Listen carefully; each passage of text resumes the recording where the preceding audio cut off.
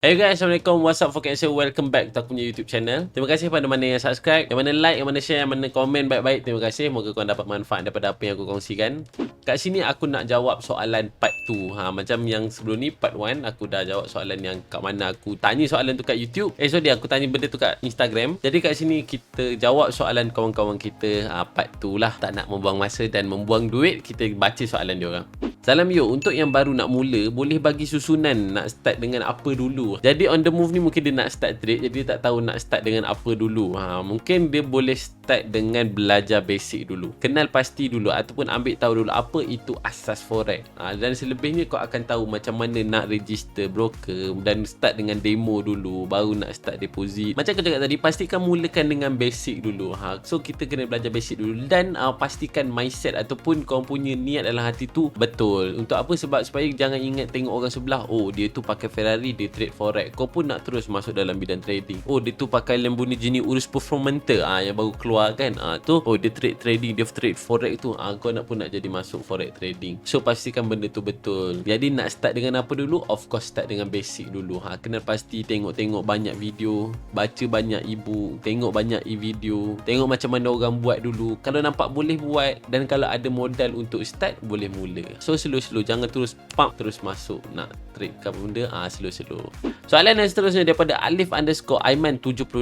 Mungkin IC dia, macam mana nak cepat faham dalam bidang trading ni? Dalam bidang trading ni kalau nak cepat faham, of course jawapan yang pertama adalah backtest. Ulang-ulang aku sebut kat mana-mana video, aku rasa paling banyak ayat aku sebut adalah backtest. Sebab apa aku sebut tu? Sebab itulah yang bawa aku kat sini. Maksudnya apa yang aku faham, apa yang aku dapat, apa yang aku boleh trade sendiri, apa yang aku pernah handle account fund manage, berapa yang aku boleh buat, semua tu apa yang aku dapat daripada fund manage. Dengan sebanyak mana apa yang aku backtest, Allah bantu. Jadi benda tu datangkan apa yang membuat aku faham sekarang. Jadi macam mana nak cepat faham tu, kena backtest, kena buat latihan dan kena selalu bercakap dan bercerita dengan diri sendiri. Depends atas orang. Mungkin dia jenis orang yang suka backtest seorang-seorang, mungkin dia ada jenis suka yang backtest beramai-ramai, mungkin dia ada jenis yang tak suka backtest, nak terus masuk. So terpulang. Tapi jangan persoalkan, oh kenapa aku lambat faham, oh kenapa dia boleh buat aku tak boleh buat, kenapa dia nampak ni aku tak nampak ni. Sebab bergantung pada kefahaman masing-masing dan bergantung kepada macam mana orang tu backtest, sekuat mana dia.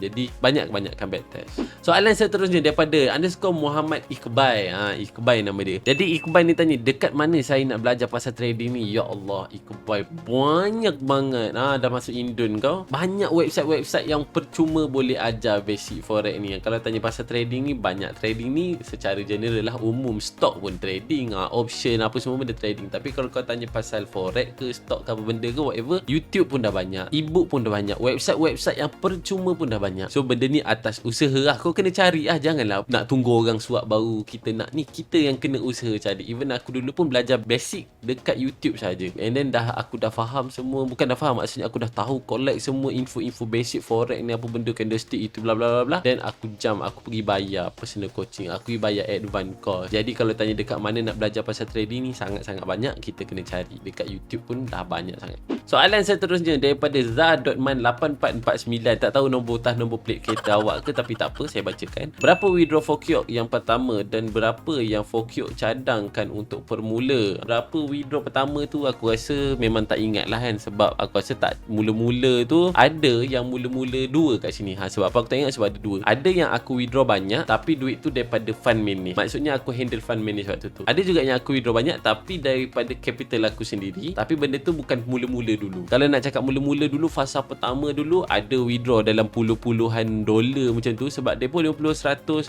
ada profit withdraw sikit, lepas tu MC, depo balik profit withdraw sikit, lepas tu MC.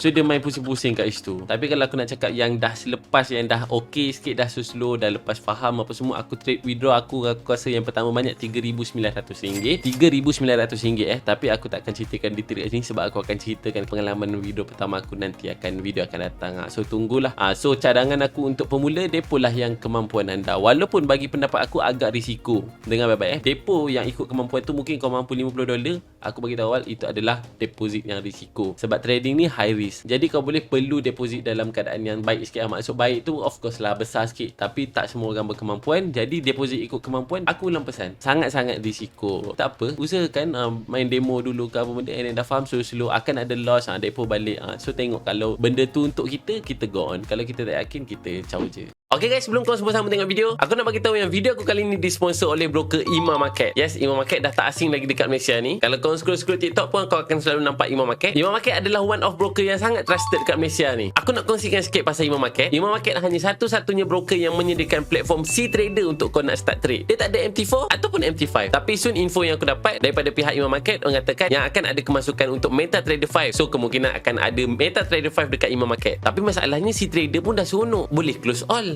Imam Market menyediakan leverage 1-3,000. Yes, 1-3,000. Memang aku buat full margin. Dan apa yang menarik juga, kau boleh start trade dengan minimum deposit sebanyak $1. Tapi janganlah depo $1. Bahaya. Apa yang aku suka tentang Imam Market adalah dia punya currency Kuwait. Kau tahu kan, aku suka full margin dan aku suka dengan currency Kuwait. Dan Imam Market juga menyediakan currency untuk MYR. Maksudnya kalau deposit RM100, kau buat profit 70, 80, 200, 600. So maksudnya profit pun dalam ringgit Malaysia. Broker lain tak ada. Spread tak payah cakap lah. Imam Market menyediakan spread yang sangat-sangat cantik untuk trader. Sangat halus. So untuk scalper dan full margin, sesuai menggunakan broker Imam Market. Dan apa yang menarik kat sini, pada korang yang tak ada lagi akaun Imam Market, kau boleh register dan ambil peluang untuk claim welcome bonus sebanyak $50. Cuma dengan syarat kau kena deposit dulu $15. Baru kau akan dapat bonus $50. Maksudnya akaun kau jadi $65. Jangan risau, bonus ni adalah bonus support floating. Yuk, tak ada deposit bonus ke yuk? Sabar jap. Imam Market menyediakan deposit bonus 100% untuk trader yang minimum deposit sebanyak $50 saja. Maksudnya kalau kau deposit $50, kau akan dapat $50 lagi. So akaun kau jadi $100. Dan sekali lagi aku ulang, bonus ni adalah bonus support floating. Dah ada bonus 100% support floating. Minimum deposit $1. Spread pun halus. Leverage pula 1-3,000. Lepas tu kalau trade dekat si trader, profit boleh close all. Nikmat. So kalau kau nak tukar vibe, nak tukar mood, nak tukar experience, nak trade dengan menggunakan platform si trader, kau boleh register menggunakan Imam Market. Kau pergi je kat Google tu, type je Imam Market dan kau boleh register terus direct dengan Imam Market. Ataupun kalau kau nak support aku, kau boleh register menggunakan link referral aku yang aku akan letak dekat description. So maksudnya kalau kau register menggunakan link aku, kau under team aku, under Fokyok. So kalau ada apa-apa isu, ada apa masalah deposit withdrawal, ada apa-apa persoalan ataupun bantuan, kau boleh direct je chat dengan admin aku dan dia akan tolong kau semua. So itu je daripada aku. Kau nampak ni, lawakan baju Imam Market. Shout out to Imam Market. Dah, jom sama tengok video. Bye-bye. Soalan seterusnya daripada Khai.Azlan. Khai.Azlan, sedap nama dia. Kalau SL abang selalu guna atas resisten, bawah atau constant 24? Kalau sekejap, aku sabar dulu aku baca soalan dia. 5 hours later. Oh, jadi dekat sini dia tanya, kalau aku guna SL, aku akan letak atas resisten, bawah support, ataupun aku letak 25 average dekat 25 hingga 45 pip. Jawapan dia adalah depends on setup tu. Macam contoh semalam aku dah bagi signal gold sell dekat public channel Telegram aku. Aku bagi SL 20 pip je. Dan TP aku bagi 25 pip. So SL aku 20 pip tu atas resistance, previous resistance M1. Aku explain dekat Telegram aku, okay, aku bagi SL ni 20 pip disebabkan previous resistance dekat M1. So aku tengok dalam 20 pip, so aku bagi 20 pip. And then aku nak kira pula TP 25 pip, ada something kat tepi tu, okay, aku bagi TP 25 pip. Jadi kalau kau tanya aku kira macam mana, benda tu depends on setup. Ada juga setup yang tak ada pun previous resistance ataupun support, tapi aku bagi calculate dalam 30 ke 35 pip, 25 pip. Tapi ada juga yang kalau aku nampak benda yang sesuai untuk aku letak atas resistance, bawah support, aku akan letak situ dan aku akan kira juga. Contoh kalau aku tarik, okay, 23 pip, aku akan genapkan 25 pip. Aku tarik atas resistance tiba-tiba 27 pip, aku genapkan terus 30 pip. Take profit pula aku akan bagi satu nisbah satu, ataupun aku akan bagi lebih sikit. Maksudnya contoh kalau SL tu 20 pip, aku bagilah TP 25 pip. Sebab kalau nak ikutkan aku ada je setup yang aku masuk, aku mampu take risk sebanyak 50 ke 60 pip. Tapi aku tak boleh bagi macam tu kat channel Telegram sebab aku tak tahu followers punya capital berapa. So aku letak satu average yang kau punya capital daripada 100 hingga ke $500. Jadi aku tak boleh bagi SL yang besar sangat sebab tambah lagi kebanyakan korang suka lenjan, suka full margin, suka letak lot besar. Jadi aku kena bagi lot size yang minimize lah. Harap menjawab soalan ya, Khai Azlan. Soalan yang seterusnya daripada xhana_ yang X amboi nama WeChat ni. Saya tak tahu lah, akak kau ada WeChat lagi kan. Tak apa, saya baca. Nak tanya, kalau nak start trading modal RM10 boleh ke? Please jawab ni serius. Saya pun serius nak menjawab, sangat-sangat tak boleh. Trading trading macam saya beritahu tadi sangat-sangat berisiko. Tak boleh bermodalkan RM10. Kalau ada sifu-sifu kat luar sana yang cakap oh boleh berjaya dengan bermodalkan RM10, pergi pancung kepala dia, pergi sepak kepala dia, pergi bocorkan tayar dia ke apa benda, sebab itu adalah satu-satu sangat-sangat penipuan dan benda-benda tu sangat-sangat tak benar. Nak start trading kena ada modal yang baik. Kalau kata yo aku tak ada duit, aku tak ada modal, kumpul ataupun kita tengok kemampuan kita. Ada juga benda yang benda tu sesuai untuk kita teruskan, kita teruskan. Kalau benda tu tak sesuai dan kita tak boleh nak masuk, jangan masuk. Tak perlu nak sampai ke pinjam ahlong, buat personal loan ke apa benda semata-mata nak join forex trading. Jangan. Benda tu sangat-sangat salah. Sebab untuk trade ni bukan kita nak guna duit saving kita, tapi kita nak gunakan duit yang kita willing untuk lose. Saving is saving. Duit yang kita willing untuk niagakan, kita niagakan. Kalau nak buat juga terpulang tak ada masalah, tapi pendapat aku tak boleh. Memang dilarang lah. Senang cakap benda tu boleh RM10 tu boleh burn macam tu je. Mungkin bagi awak kecil RM10, tapi dah kalau RM10 100 kali dah berapa? Jadi jawapan dia tak boleh. Soalan seterusnya daripada Al-Hansemi. Sedap nama dia. Boleh ke nak berhenti kerja, fokus pada trade semata-mata tanpa buat IB? Gaji sekarang dah 5k sebulan. Jawapan dia jangan berhenti kerja bang. Apa masalah abang nak berhenti kerja? Gaji dah 5k sebulan tu dah sangat-sangat baik. Boleh buat trading as a part time. Kau dah ada gaji tetap 5k sebulan dan kau nak berhenti, kau nak masuk ke bidang trading yang which is kau belum tentu boleh dapat 5,000 sebulan. So benda ni adalah dua benda yang berbeza dan kita kena buat keputusan yang betul. Aku dapat banyak soalan macam ni. Tambah lagi aku pernah tolong dua ke tiga student aku yang ada isu macam ni. Ada nak pergi kerja offshore dan dia tanya aku, dia nak pergi kerja ke dia nak fokus trade? Sebab dia memang dah full time, dia memang student aku. Aku cakap pergi kerja offshore tu, kau boleh buat trading as a part time. Sebab benda tu dah kerja tetap, you dah dapat gaji yang memang setiap bulan memang akan dapat. Dalam trading macam aku cakap kat sebelum ni, pernah je satu bulan aku tak ada profit langsung. So benda ni adalah investment, adalah benda yang niagakan. Ada yang hari kau mana kau naik, kau akan naik. Ada di mana hari yang kau akan jatuh, kau akan jatuh. So tak payah berhenti kerja, fokus je dengan apa yang sekarang, buat trading as a part time. Tapi let's say lah kalau memang berdegil nak berhenti juga, dah ada saving dalam bank dah 100k, in case kot 3 bulan punya trade tak ada hasil, ada saving 100-200k, nak berhenti juga terpulang. Itu keputusan masing-masing. Jadi benda tu ada pro and cons dia. Jadi pada pendapat saya jangan berhenti, teruskan apa yang buat sekarang.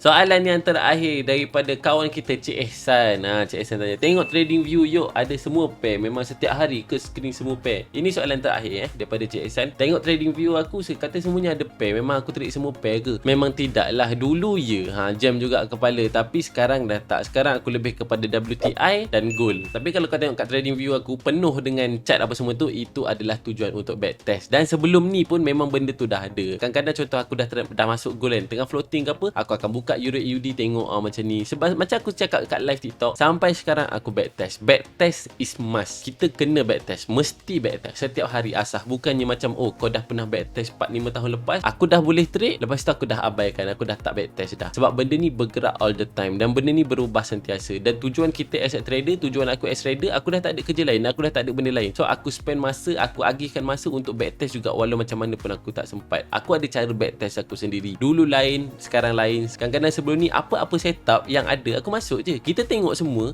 bukan kita nak masuk semua pair, tapi kita tengok apa yang peluang market nak bagi. Contohlah aku buka gold, ada EU, ada GJ, ada GU. Katakanlah atas ni 3 semua aku dah tengok tak ada setup, tiba-tiba GU last adalah setup peluang boleh masuk sell, aku akan masuk sell. So kita nak masuk in market apa yang market bagi, bukan kita nak market bagi apa yang kita minta. Jadi aku rasa itu saja soalan-soalan yang aku jawab. Aku berjaya jawab. Aku agak menjawab soalan korang, kawan-kawan kita yang bertanya soalan pada aku. Aku minta maaf kalau sepanjang tadi aku ada terkasar bahasa, tersilap kata sepanjang penyampaian. Itu semua gurau-gurau. Moga korang dapatlah something daripada apa yang aku sampaikan, daripada jawapan aku tu. Kau boleh komen kat bawah kalau kau nak aku explain pasal apa-apa lagi, atau cerita apa-apa lagi, ataupun ajar apa-apa lagi. InsyaAllah kita jumpa dekat next video. Pergi ke kedai mau beli candlestick. Good luck, all the best, and Assalamualaikum.